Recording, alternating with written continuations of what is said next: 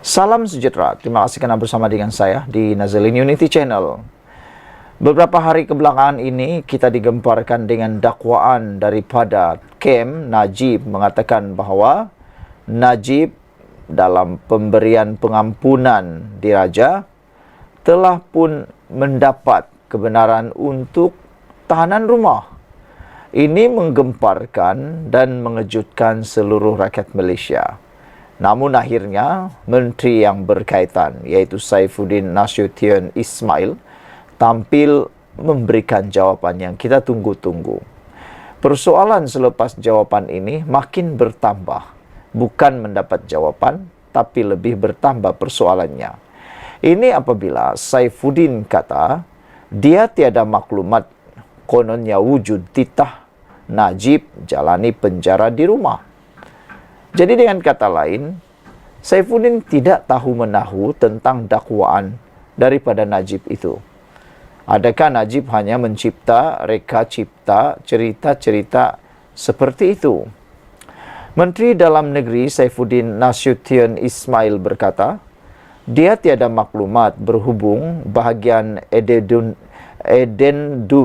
iaitu tambahan dalam pengampunan diraja, yang membenarkan Najib Razak menghabiskan baki hukuman penjara di rumah. Katanya dia hanya menerima surat permohonan Najib untuk menghabiskan baki hukuman penjara di rumah. Dan saya tiada maklumat berkaitan dokumen tambahan, katanya dalam sidang media di Kementerian Dalam Negeri KDN Putrajaya hari ini.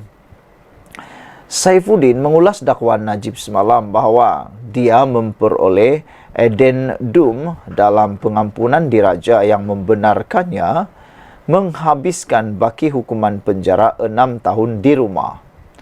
Najib semalam membuat dakwaan itu dalam permohonan semakan kehakiman yang difailkan di Mahkamah Tinggi Kuala Lumpur pada 1 April lalu. Dalam semakan kehakiman itu, dia memohon mahkamah mengarahkan Menteri Dalam Negeri, Peguam Negara, Lembaga Pengampunan, Kerajaan Persekutuan dan beberapa lagi responden untuk mengesahkan dakwaan itu. Menurut salinan permohonan semakan kehakiman itu, Najib mendakwa bahawa tambahan itu dikeluarkan oleh Yang di-Pertuan Agong pada 29 Januari lalu. Mengulas lanjut, Saifuddin juga berkata dia tidak pernah melihat addendum terbabit. Kata Saifuddin, tiada saya nampak addendum terhadap Najib. Saya bukan anggota lembaga pengampunan, saya pun tidak tahu, kata beliau. Sebab itu saya kata, saya akan teliti setakat mana yang ada pengetahuan kita. Satu komen daripada netizen berkaitan dengan isu ini, Tok Mudim tanya, ya ke addendum entah-entah hanya hearsay semata-mata. Adakah mungkin, kata Tok Mudim, adakah itu adalah maklumat tambahan ataupun Najib hanya dengar-dengar kata daripada orang? Itu yang dikatakan hearsay. Adakah hanya didengar daripada kata-kata orang? Kerana kalau benar itu berlaku, pastilah sudah ada yang tampil atau ada dokumentasi. Kalau cakap-cakap saja memang sukar untuk dipercayai. Yang paling kita tunggu sekalian ialah dokumen bertulis daripada pasukan Kem Najib. Kalau hanya hearsay, dengar-dengar saja, mungkin itu hanya rekaan semata-mata. Sekian untuk kali ini, ikuti terus ulasan selepas ini. Salam sejahtera, terima kasih kerana bersama dengan saya di Nazalin Unity Channel. Anda pasti terkejut dengan tajuk kali ini, dipetik dari Cosmo, yaitu wang 19 juta tidak sampai pada Najib. Itu kata Zarul Ahmad. Wow, nilai 19 juta bukan satu nilai yang kecil. Ini satu nilai yang sangat besar. Tapi yang mengejutkan kita, wang yang dikatakan bernilai 19 juta itu tidak sampai pada Najib. Kemana uang itu, dari mana uang itu, dan untuk apa uang itu? Seorang pengarah syarikat memberitahu mahkamah di seksyen di sini hari ini bahawa beliau menyedari ditipu oleh seorang ahli perniagaan selepas uang rasuah RM19 juta yang dijanjikan untuk Datuk Seri Najib Tun Razak tidak sampai kepada bekas Perdana Menteri itu. Datuk Zarul Ahmad Muhammad Zulkifli, 65 tahun, berkata, wang itu diberikan kepada G. Ganaraja bertujuan mengeratkan hubungannya dengan Najib untuk jaminan projek akan datang selain melindungi perniagaannya daripada pelbagai tohmahan. Beliau berkata, ketika itu pengarah konsortium Zenith Construction Berhad, iaitu syarikat yang dilantik melaksanakan projek Terowong Dasar Laut Pulau Pinang. CZCSB dahulunya dikenali sebagai konsortium Zenith Beijing Urban Construction Group Sendirian Berhad. Menurut saksi pendakwaan ke-23 itu, pada bulan Ogos 2017, Ganaraja menghubunginya beberapa kali dan meminta 2 juta ringgit, meskipun sebelum itu beliau telah menyerahkan 15 juta ringgit kepada syarikat Bumi Muhibah Capital Holding Sendirian Berhad. Saya beranggapan semua wang 19 juta itu telah disalurkan kepada Najib melalui Ganaraja, meskipun hingga kini saya tidak pernah bertemu beliau yang ketika itu Perdana Menteri, kata beliau lagi. Saya menyedari ditipu selepas pihak SPRM menjalankan siasatan. Saya tahu wang itu tidak sampai kepada Perdana Menteri, ujar beliau ketika merujuk pernyataan yang diberikannya kepada Suruhanjaya Pencegahan Rasuah SPRM. Saksi utama pendakwaan itu memberi keterangan pada prosiding mencabar kredibiliti beliau pada perbicaraan kes rasuah Lim Guan Eng berkaitan projek Terowong Dasar Laut Pulau Pinang, dipetik daripada Cosmo Online. Sekian untuk kali ini, jangan lupa ikuti terus ulasan selepas ini. Selamat petang, salam sejahtera. Terima kasih karena bersama dengan saya di Nazlin Unity Channel. Isu yang paling hangat di media sosial hari ini daripada Malaysia kini adalah tentang tuntutan aktivis supaya Akmal Saleh, Ketua Pemuda UMNO, dan 4 orang yang lain diharamkan ke Sarawak dan Sabah. Isu ini masih berpanjangan. Sudah dinasihati oleh Ketua Duli Yang Maha Mulia di Pertuan Agong Titah Baginda supaya isu stokin dengan kalimah Allah dan juga kekemat supaya dihentikan, tetapi masih lagi tidak berhenti, sehingga ianya kini menular pula kepada aktivis yang ada di Sarawak dan Sabah. Mereka menuntut supaya Akmal dan 4 orang yang lain diharamkan terus ke Sarawak dan Sabah. Apa cerita sehingga Akmal kini mahu diharamkan di Sarawak dan di Sabah? Itulah, kemarin Agung dah kata berhenti untuk bercakap lagi tentang isu hangat ini.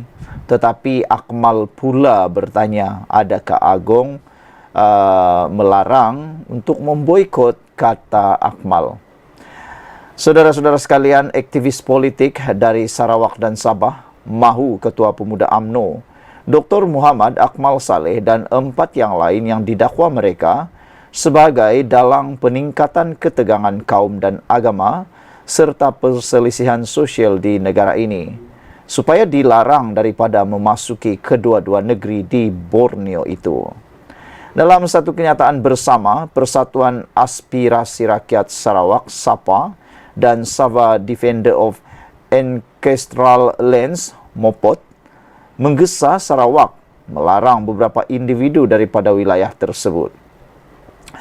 Mereka termasuk penceramah dan pendakwa bebas Muhammad Ridwan T. Abdullah, Firdaus Wong, Muhammad Zamri Vinod Kalimutu, Syakir Nasuha, dan juga Ketua Pemuda UMNO Dr. Muhammad Akmal Saleh.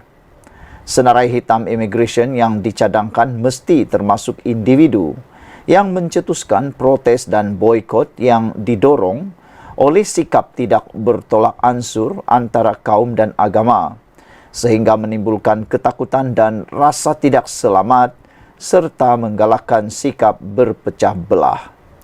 Gesaan ini bertujuan untuk melindungi Sarawak dan Sabah daripada potensi gangguan dan risiko kepada perpaduan sosial, kata Ketua Publicity dan Penerangan SAPA, Peter John Jaban, dan Wakil Mopot Atama Katama.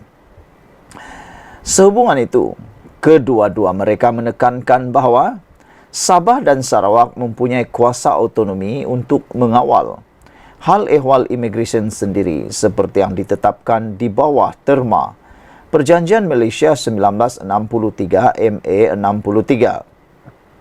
Sarawak khususnya sering menggunakan kuasa autonominya untuk menghalang rakyat Malaysia daripada semenanjung yang dianggap tidak diingini.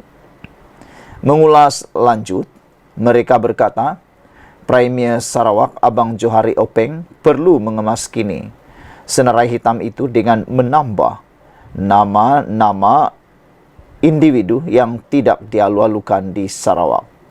Ini kerana individu-individu berkenaan boleh menjejaskan persekitaran yang aman dan nilai eksklusif, toleransi dan kehormatan sosial kedua-dua negeri itu, kata mereka lagi. Saudara-saudara sekalian, Agong dah bertitah, jangan sampai isu ini diambil kesempatan oleh orang, kata mereka.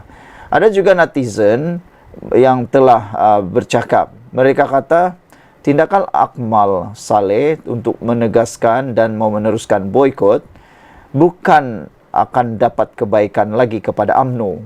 Secara politiknya, ia akan secara tidak langsung mula ditolak rakyat, terutamanya di Borneo, kata beberapa penganalisis politik.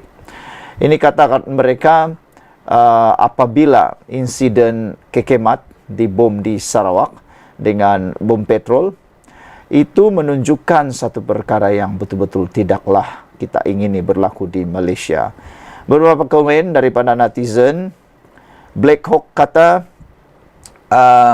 jangan sampai ada perkara yang tidak diingini berlaku di Sabah dan Sarawak, begitu juga di Tanah Melayu.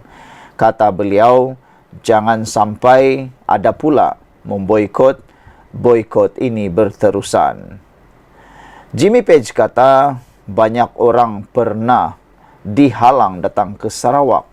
Ini antara nama-nama yang besar, kata beliau lagi. Black Hawk lagi kata, sampai bila nak menjadi begini. Black Zebra kata, setuju sangat dengan cadangan ini, jangan benarkan potensi perpecahan berlaku di mana-mana negeri di Malaysia. Jangan sampai isu 3R diguna pakai dalam mana-mana parti politik maupun mana-mana cabang untuk mau dapatkan semata-mata sokongan, kata beliau lagi. Sekian dulu untuk kali ini. Jangan lupa tinggalkan komen anda. Sila tekan butang subscribe. Kita jumpa lagi. Bye-bye.